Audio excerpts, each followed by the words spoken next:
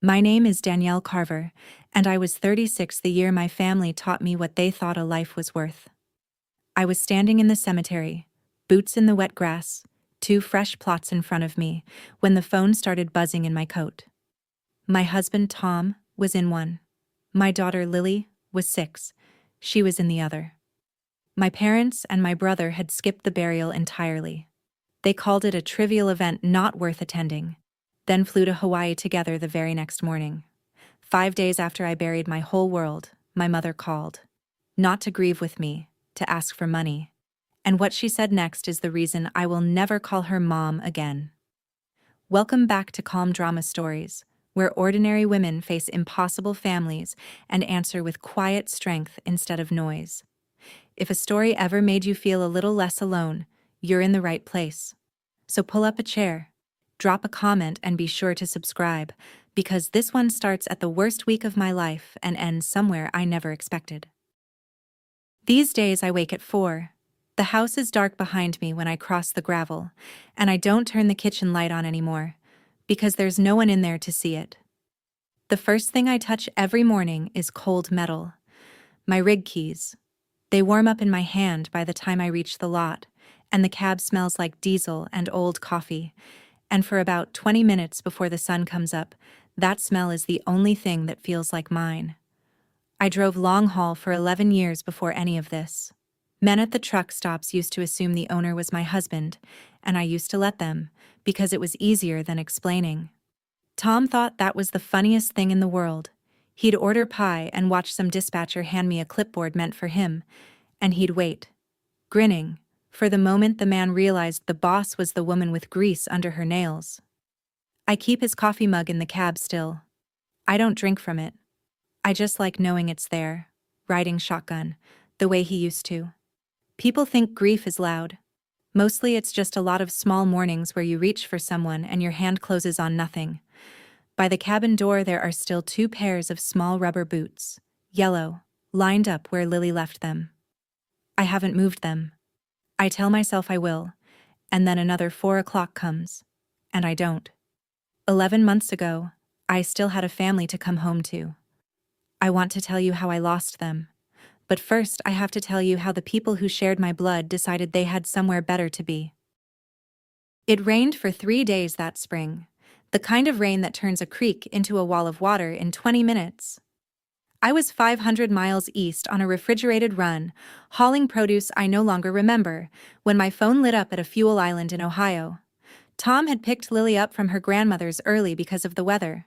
He was a careful man. 20 years behind the wheel, never a ticket.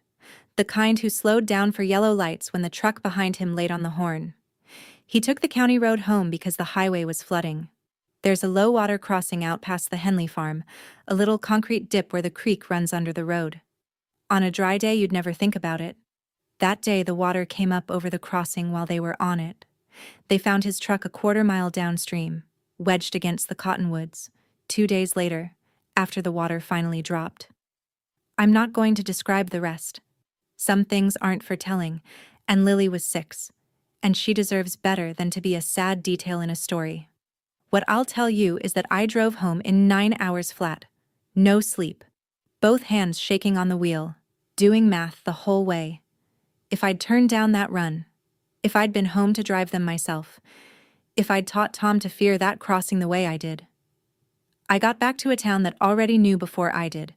Casseroles on my porch, the sheriff's truck in my drive. I was 9 hours fast across 4 states. I was still 9 hours too late. And the first call I made, before I could even get the words out, was to my mother. I thought, of everyone on this earth, she would come. My mother's first question was whether the funeral could wait 2 weeks. I remember sitting on the kitchen floor with the phone, thinking I'd misheard her. She and my father had a trip planned, she said. Hawaii. 8 days, with my brother Nathan and his wife, Mallory, and the grandkids. It had been on the calendar since January. The deposits were paid. I told her my husband and my daughter were dead. She told me she understood that, in the tone you'd use for a coworker who'd missed a deadline. Then Mallory took over the family group text, because Mallory always takes over. She wrote that of course everyone was so sorry, but the tickets were non-refundable, and the children had been looking forward to this, and surely I wouldn't want them to cancel the whole vacation over what she actually typed out, in writing, for all of us to read. A trivial event not worth attending. I read that line 4 times. A trivial event. My daughter's funeral. My mother's reply, 2 minutes later, was a thumbs up and the word, agreed. Not one of them asked how Lily died. Not one of them asked Tom's middle name for the headstone, or whether I was eating, or whether I was alone in that house with 2 pairs of yellow boots by the door. They asked which week worked better for them. I stopped asking. I told them the burial would be Saturday, and they were welcome or not. And then I hung up, and I did not call again. That was the first time in my life I understood something cold and clean about the people who raised me. They weren't going to choose me. They had never once, in 36 years, chosen me. And the strange thing was, knowing it didn't break me. It freed up my hands for what came next. The front pew is reserved for family. At Tom and Lily's service, the front pew was empty, and I made the choice to sit in the second row with everyone else, because the people in the second row had actually come. My Uncle Ernest drove 4 hours from Joplin and stood next to me the whole time with his hand on my shoulder, like a man holding a fence post in a storm. The church filled up. Tom's dispatchers came in their work shirts. The diner ladies came. Lily's kindergarten teacher came and cried harder than I did, and the whole soccer team showed up in their little blue jerseys because Tom had coached them on Saturdays. My parents were on a beach. My brother was on a beach. Their seats stayed empty and clean while 100 working people packed in shoulder to say goodbye to a truck driver and a little girl. I gave the eulogy myself. I didn't trust my voice to anyone else's hands. I said Tom slowed down for yellow lights. I said Lily drew trucks instead of princesses. I said they were the best thing I ever built and the only thing I couldn't keep. I did not mention the empty pew, and I didn't have to, because every soul in that room could see it. Afterward, Ernest walked me to my car and said the only honest thing anyone in my family said that whole month. Danielle, they're not coming back to you. Not really. You should plan your life like that's true. I buried my husband and my daughter with the people who actually showed up. And as I stood by the 2 fresh plots, gravel under my boots, the phone in my coat started to buzz. My mother's name. From Honolulu. I let it ring out into the wet grass, and I had no idea yet what she was about to ask me for.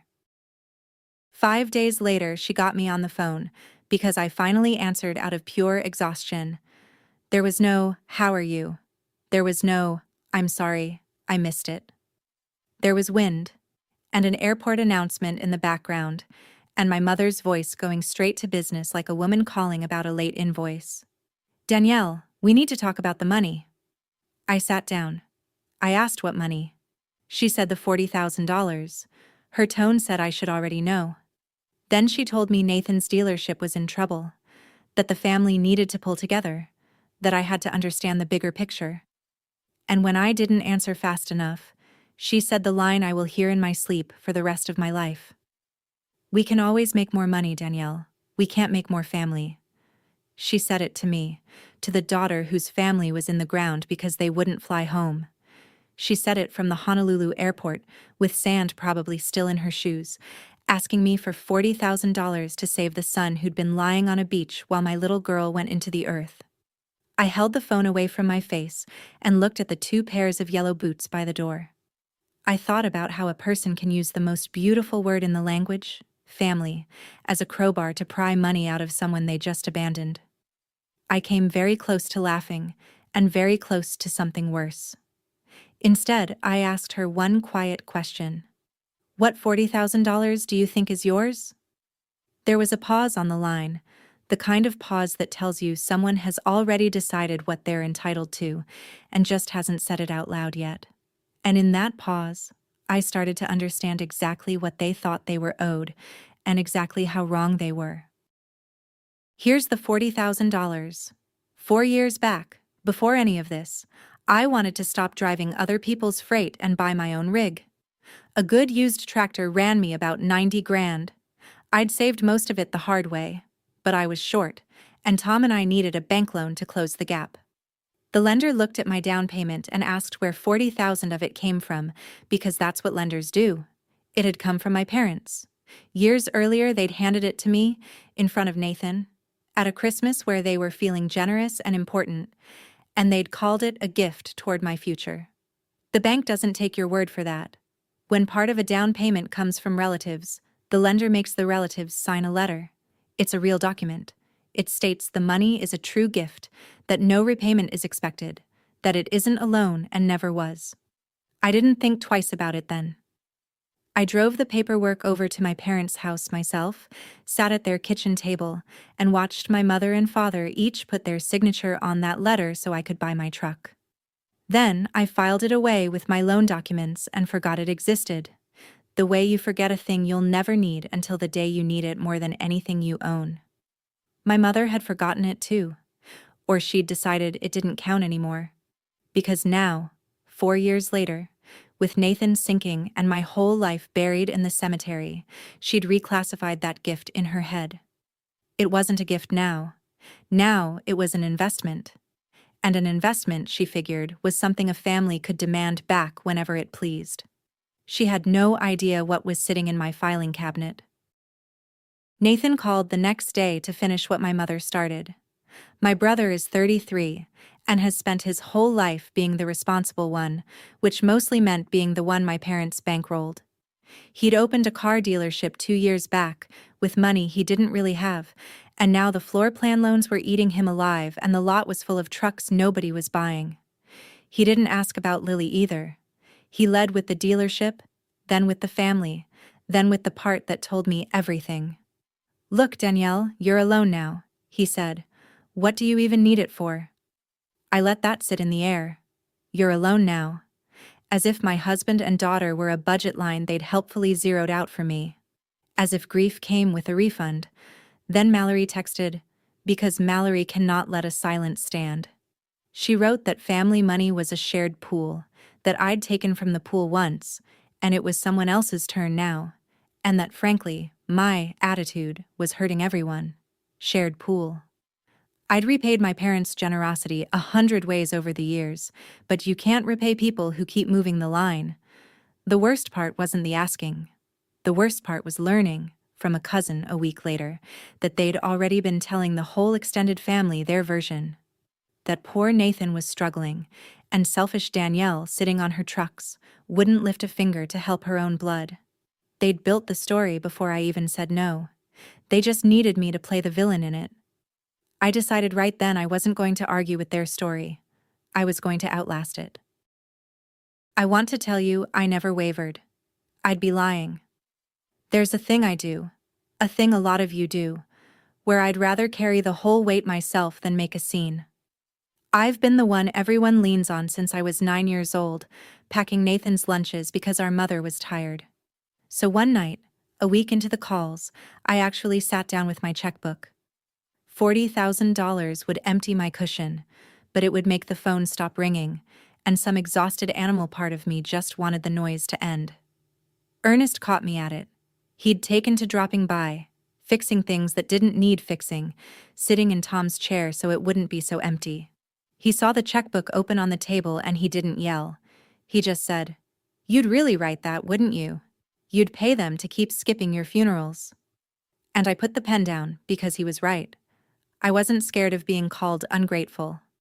I was just so used to being the one who fixed things that I'd almost fixed the wrong thing. If you've ever been the person everyone leans on and nobody catches, stay with me, because this is the exact part where I stopped carrying people who couldn't be bothered to stand at my daughter's grave. Drop a comment if you've been that person. And subscribe, because what I did instead of writing that check is the whole reason I'm telling you this. I capped the pen, closed the book, and the next morning at 4 I did the one thing that has never once let me down. I went to work. Going back to work meant facing every man who thought I'd fold without Tom. The bank officer who held my line of credit asked, in a kind voice that was somehow worse than rudeness, whether I'd considered selling the equipment while it still had value. A freight broker I'd worked with for years suddenly had doubts about whether the outfit could keep running, given everything. I heard, third hand, that 2 of them were telling shippers I wouldn't last the season. A grieving widow with a couple of trucks. They'd already counted me out. My keys were cold in my hand every morning, and some mornings that cold was the only thing keeping me upright, but I held on to them like they were the last thing in the world that was actually mine. Because they were. Then Glenda found me. Glenda's pushing 60, ran dispatch for a regional carrier for 30 years, and has forgotten more about freight than those brokers will ever learn. She took me to a truck stop, bought me eggs, and gave me the only business advice that mattered. "Honey," she said, "from here out, people are either working with you or they're working against you. There is no third chair. Stop hoping the doubters come around. Make them irrelevant." So I did. I called every shipper who'd ever trusted Tom, and I told them the truth. Flat out. The owner was the woman with grease under her nails, the same as always. And she was still on time. I undercut nobody and outworked everybody. And about 3 weeks into that, a contract came across my desk that was too big for 2 trucks. A regional grocery chain. Steady freight, real money, the kind of account that builds a company. All I had to do was be brave enough to take it. To take that contract, I needed a second tractor on the road fast, so I started cleaning out Tom's old rig to sell it and free up cash. That truck was his heart. He'd kept it spotless, oil logs to the day, a little plastic horse lily glued to the dash, so Daddy has a friend. I sat in that cab for an hour before I could touch anything. Then I started pulling his things, gentle, like sorting through a sleeping man's pockets. His sunglasses, a church bulletin, a roll of quarters for the air machine, and down in the door pocket, under a folded map, his logbook. Not the electronic kind the law requires now. The old paper kind he kept anyway, out of habit. 20 years of his life in pencil. Every run, every mile, in his careful block letters. I held it and couldn't open it. It felt like opening his hands. I told myself I'd read it later, when I was stronger. And I set it on the passenger seat next to his coffee mug and the little plastic horse. But I'd seen something as I picked it up. The last page wasn't a run. It was writing. More of it than a log entry. His handwriting filling the lines. He'd written something there before he died, and I hadn't known. And now it was sitting 2 feet away from me, waiting.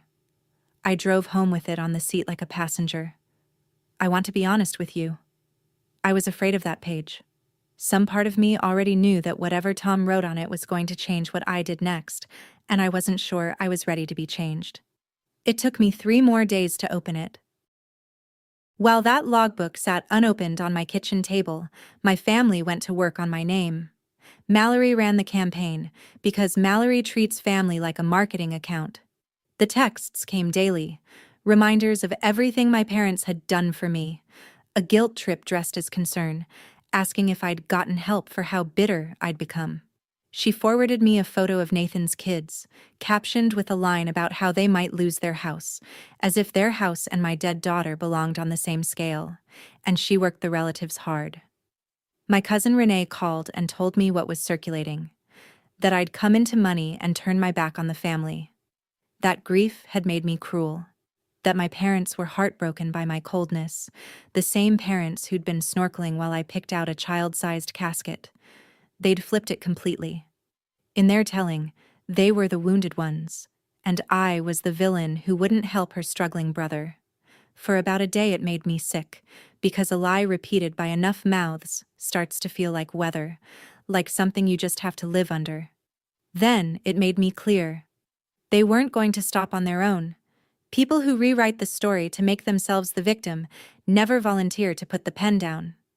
Renee, to her credit, wasn't buying it. "I was at that funeral, Danny," she said. "I saw the empty pew. I'm not crazy." That was the first crack. One person in that family who'd looked at the same room I had and seen the truth of it. I didn't know yet how much I'd need her, but I filed it away, next to the gift letter, next to the logbook, in the growing folder of things that were going to matter. Renee called again on a Thursday, and her voice was different. Lower. The voice people use when they're telling you something they're not supposed to. They're planning something, she said. At the anniversary. My parents' 40th wedding anniversary was coming up. A big party at the church hall. The whole extended family invited. I hadn't planned to go. But Renee had been at my aunt's kitchen table when my mother and Mallory mapped it out. They were going to corner me there, in front of everyone. Ray, my father, was going to stand up during the toasts and make a family appeal, put me on the spot publicly, frame it as the prodigal daughter refusing to help her family in their hour of need. They figured I'd either cave under the pressure of 40 relatives watching, or refuse, and prove I was exactly the cold woman they'd been describing. Either way, they won. It was a trap with 2 exits, and both of them led where they wanted me to go. Renee thought I should skip it. Stay home. Stay safe. Don't give them the stage. And for a minute, that's what I figured I'd do. Then something in me went very still and very calm. The way it does on a mountain grade when the brakes start to fade and you stop being scared and just start driving. They wanted an audience. 40 people, the whole family, gathered in one room to watch them put me in my place. The thing about an audience, though, is that it works both ways. They were building a stage to humiliate me on. I started thinking about what else you could do with a stage, and a room full of witnesses, and the truth nobody had bothered to check. That night, I finally opened the last page of Tom's logbook. I poured a coffee I didn't drink, and I sat at the table and I turned to the back. And there it was, his block handwriting, dated the week before he died. It wasn't a love letter. Tom wasn't a love letter man. It was a list. He'd titled it. The way he titled everything, plain and direct. Things we're gonna do. Buy our own rig. Paid off. No bank. Get our name on the door. Not somebody else's. And then, the line that took the floor out from under me. Carver and daughter. So Lily grows up knowing her mama built something. He'd written our company name. The company we always talked about and never quite started. He'd already picked it. Carver and daughter, for the little girl who drew trucks instead of princesses, so she'd grow up watching her mother run something with her own name on it. I sat there a long time. Then I reached up to the visor of his cab the next morning, where I knew she kept her artwork, and I unclipped the drawing that had been writing there for 2 years. Lily's crayon picture. 3 lumpy trucks in a row, a stick figure with yellow hair beside them, and her careful kindergarten letters underneath. Mama's trucks. I'd seen it 100 times and never really seen it. They'd called her funeral a trivial event. They'd called my whole life a budget line. And I was about to make that little girl's name worth more than their entire vacation. I didn't decide it in a rush of anger. I decided it the way you decide to take a long grade in a lower gear, on purpose, with both eyes open. The next week, I filed the paperwork. The company stopped being Danielle Carver, owner-operator. It became Carver and Daughter Freight. I kept the and daughter. She was gone, and I kept it anyway, because some names you earn by loving someone, not by keeping them. Naming the company changed something in how I moved. I wasn't grieving and waiting for the storm to pass anymore. I had a thing to build and a daughter's name on the door, and people who'd lied about both. I decided I would go to the anniversary party, not to fight. I've never won anything by being the loudest person in a room, and I wasn't about to start at my parents' party. I'd go for one reason, to put the truth on the table in front of every witness they'd gathered and let it sit there where they couldn't text it away or spin it on a phone call. But truth in that family was never enough by itself. They'd been bending it my whole life. I needed something they couldn't argue with, something with their own names on it. And I remembered the gift letter. 4 years filed away, sitting in my cabinet with the loan documents, signed by both of them, swearing in plain language that the $40,000 was a gift and not a loan. The trouble was, I wasn't sure I still had my copy clean and legible, and I knew the original lived in my bank's loan file. If I was going to set that page down in front of 40 people, it had to be real, official, undeniable. So I did the unglamorous thing. I called my bank and asked how a borrower gets a certified copy of a document from her own closed loan file. The woman on the phone said it'd take a few days and a small fee. A few days and a small fee. That was the whole price of the thing that was going to turn their faces to paper. I marked the date of the party on the calendar and I started counting down, not in dread now, but in readiness. The loan officer who pulled my file was younger than my closing had been, but he found it. I sat across the desk from him while he flipped through 4-year-old paperwork, and he slid one page across to me, and there they were. My mother's signature. My father's signature. Above them, the language banks use so there's never any doubt. The funds represent a gift. No repayment is expected. This is not a loan in any form. Both of them had signed it at their own kitchen table while I watched. I had the officer make a certified copy, stamped and dated, and I drove it home flat on the passenger seat like it might blow away. The whole drive I kept hearing Nathan. "You're alone now, Danielle. What do you even need it for?" I knew now exactly what I needed it for. Not the money. I'd never see that 40,000 and didn't want it. I needed the one page that proved which of us had been telling the truth, and I needed it in front of the people they'd lied to. I wasn't building a case to scream. I was building a case so I could stay calm while they didn't.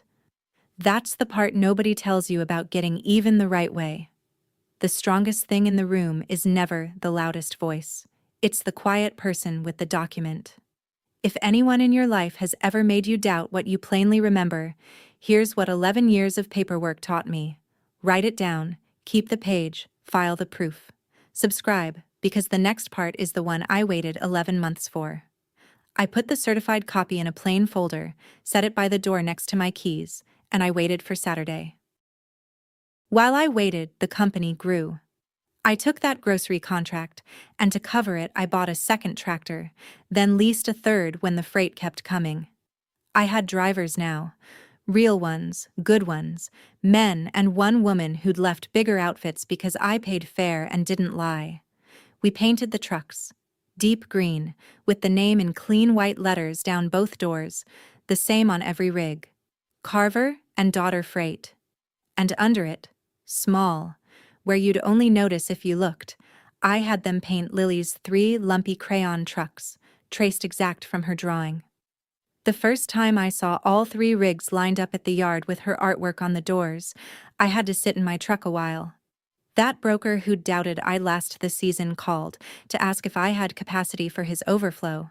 The bank officer who'd suggested I sell quietly upgraded my credit line without my asking. Funny how fast "she'll never make it" turns into "we've always believed in you" once the trucks are moving and the invoice is clear. I didn't gloat. I just remembered. Word of all this traveled, the way it does in a small town, and it traveled straight to my family. Suddenly the daughter who was alone now and didn't need her money was running a real company with her name on 3 trucks. They could smell it. The same people who skipped the funeral started liking my posts. My mother sent a single text, the first warm thing in months. "We're so proud of what you've built, honey. So proud of the thing they tried to take $40,000 out of." I didn't answer. I just made sure that certified copy was still sitting by the door, and I counted down the days. The closer the party got, the louder my mother's version got. She'd stopped expecting the check and started protecting her story, which mattered more to her than the money ever had. At the church, at the beauty shop, at her sister's table, she told anyone who'd hold still that Danielle had abandoned the family. That success had gone to my head. That I'd let one tragedy, her words, one tragedy, turn me bitter against my own blood. And she kept reaching for that same line, the one she'd used to ask for the money, except now she aimed it at me. "We can't make more family?" she'd say, shaking her head, sorrowful. As if I were the one who'd flown to Hawaii. As if I'd been the one to call a child's funeral a trivial event. She'd weaponized the most beautiful word she knew, and she'd turned it around until I was the villain holding it. I heard all this from Renee, who'd appointed herself my spy and my friend in the same breath. And Renee did something I'll never forget. She started quietly, telling people the truth.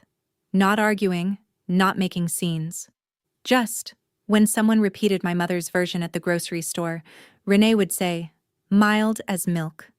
That's strange, because I was at the funeral, And Brenda and Ray weren't. They were in Hawaii. I have the dates. And she did have the dates. People started doing the math. A few of them went quiet about it, the way you do when a story you've been repeating turns out to be the opposite of true. The ground was shifting under my mother's feet, and she didn't even feel it yet. She thought she was walking into her anniversary party to put her daughter in her place. She had no idea the place had already moved. The thing that really cracked it open was a photograph. My mother, like a lot of people her age, had discovered that she loved posting pictures online and hated understanding how the dates worked. Somewhere in her feed from that spring was a sunny shot of the whole crew of them, leis around their necks, mai tais in hand, my brother's kids grinning in the surf. The caption was about making memories. The timestamp was the day after Tom and Lily went into the ground. Renee found it. She didn't even have to say anything cruel. She just put that photo next to the funeral date, both of them plain as day, and let people look. A Lays and Cocktails beach photo, dated the morning after a 6-year-old's burial. You can spin a lot of things with a phone call. You cannot spin a timestamp. The relatives who'd been nodding along to my mother's story now had a date in one hand and a date in the other, and the gap between them was an ocean and a child's grave. Some of them came to me, awkward and sorry, saying they hadn't known, saying my mother had told them I never even invited them, which was its own lie. I didn't rub anyone's face in it. I just said, gently, that the funeral had been open to everyone who wanted to come, and that I'd been grateful for the ones who did. Cool and even. Save the heat for people who deserve to feel it. Because the photo had done in one timestamp what I'd never have managed with 100 angry words. It had turned the witnesses my parents were gathering into witnesses for me, and the party was 4 days out. 4 days out, I did something I hadn't been able to make myself do in 11 months. I drove out to the lake. Not the crossing, I'll never go back to the crossing, but the lake upstream where Tom used to take Lily to skip rocks on Sunday mornings while I caught up on sleep. I went at dawn, because that's when the water goes flat and silver and still. No wind, like a held breath.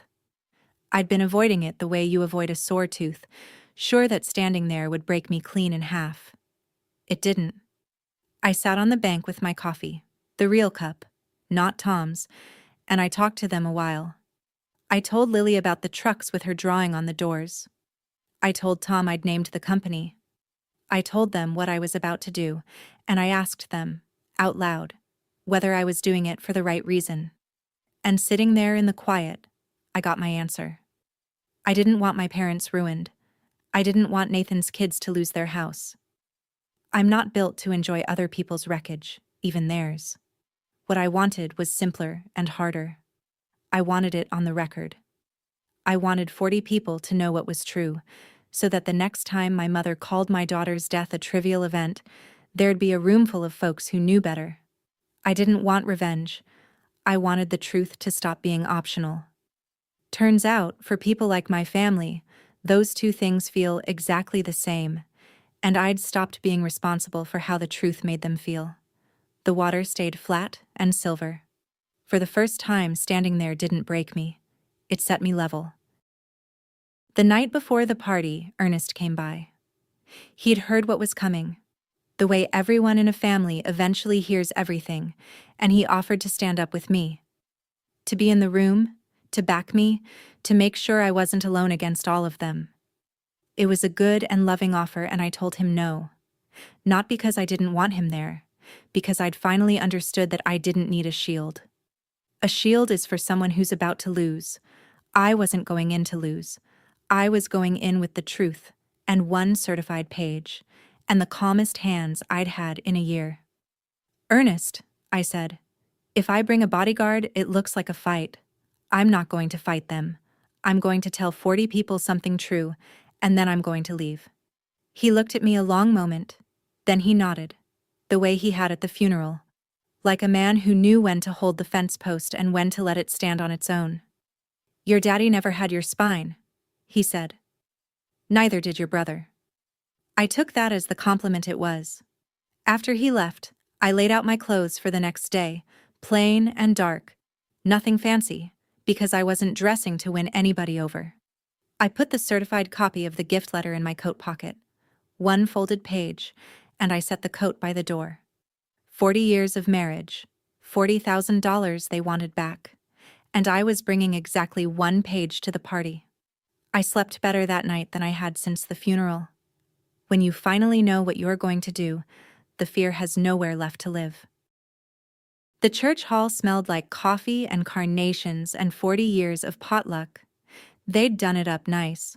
A long table with a white cloth, a sheet cake with my parents' wedding photo printed on it in sugar, a banner that said 40 years in gold letters.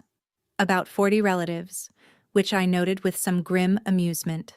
40 years, $40,000, 40 people to watch.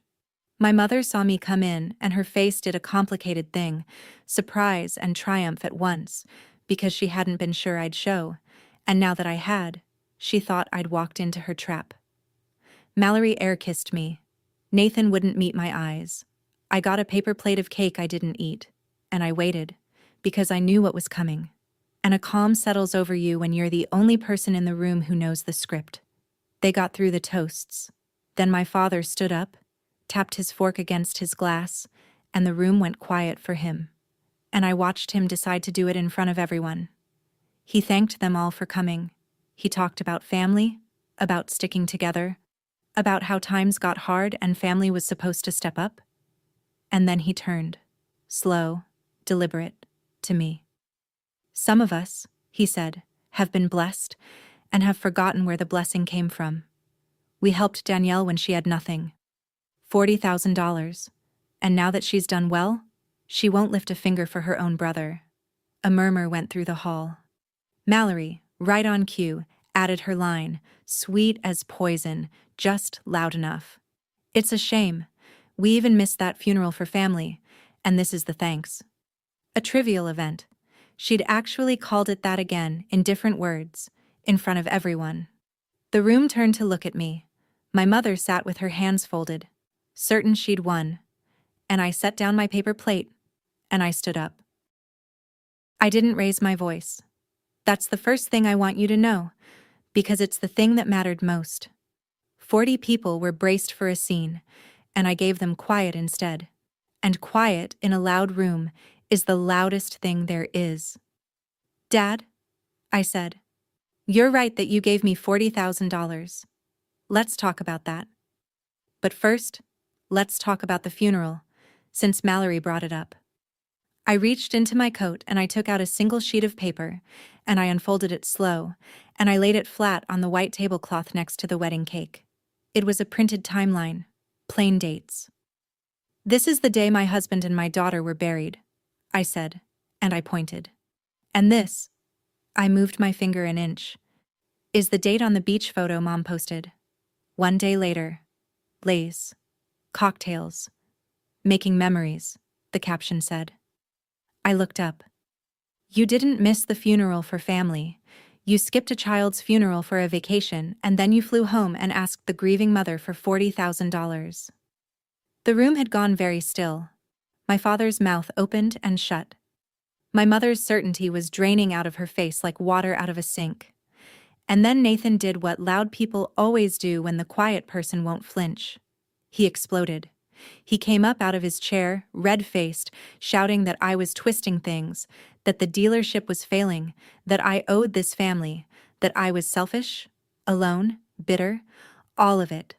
The whole script at top volume in a church hall. I let him finish. When he ran out of breath, I reached into my coat one more time, and I took out the second page, the certified copy, and I set it down next to the timeline, and I slid it across the cloth toward my father. You both signed this, I said, 4 years ago, at your kitchen table. It's the gift letter the bank required. It says, in your own signatures, that the $40,000 was a gift. No repayment expected. Not a loan, in any form. I let that sit. So a demand to pay it back as a debt doesn't hold up. You can ask me for money. You can't bill me for a gift you swore wasn't one. Then I said the 3 things I'd come to say, and I said them gentle, because they didn't need any force behind them. To Mallory. You taught me which events are worth attending. I'll remember that the rest of my life. To my mother, who'd gone white. You told me we can't make more family. You were right, so I've stopped trying to make one out of you. And to Nathan, still standing there, fists open now. You asked what I even needed it for. I needed it to bury my daughter. You needed Hawaii. Nobody spoke. Then a chair scraped at the back of the hall, and Renee stood up and said, clear as a bell, I was at that funeral. Everything she just said is true. I have the dates. After Renee, the room turned, the way a heavy truck turns, slow, and then, all at once. An aunt I'd barely spoken to in years reached over and quietly moved the gift letter so more people could read it. Folks who'd come ready to judge the cold, ungrateful daughter were now looking at a timeline and 2 signatures and a beach photo, and doing the only honest thing left, which was to look ashamed of what they'd believed. My mother said my name once, Danielle, like a question, like she still thought there was a version of this where I sat back down and we had cake. There wasn't. And Nathan, my brother, the loud one, ran all the way out of steam and just stood there, and for 1 second I saw it.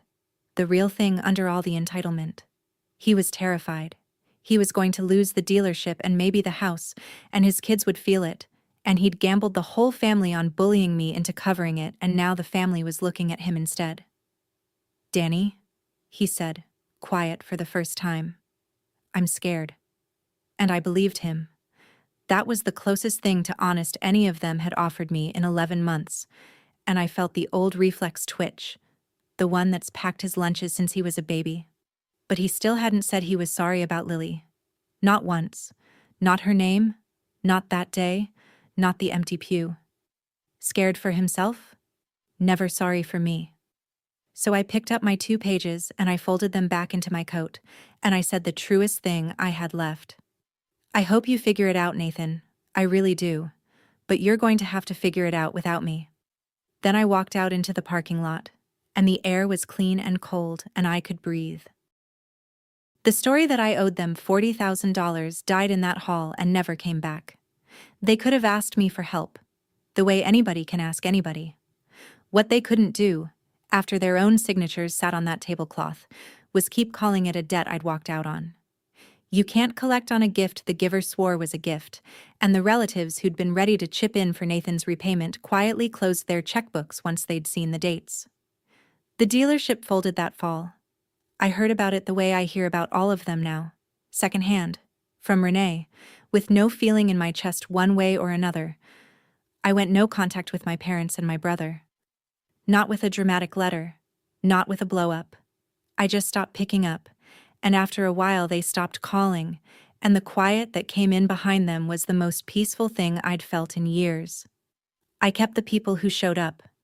Ernest comes for Sunday dinner and sits in Tom's chair, and I've made my peace with that, because somebody good should sit there.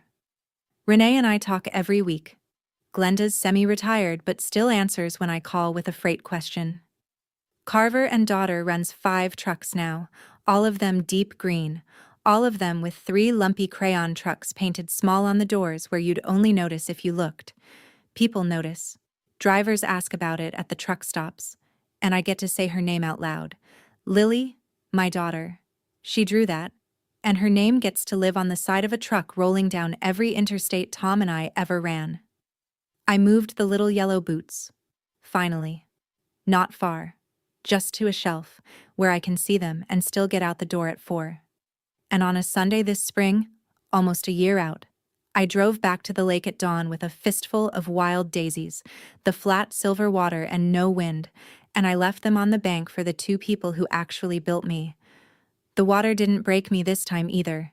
It just held still, the way it does, and held me with it.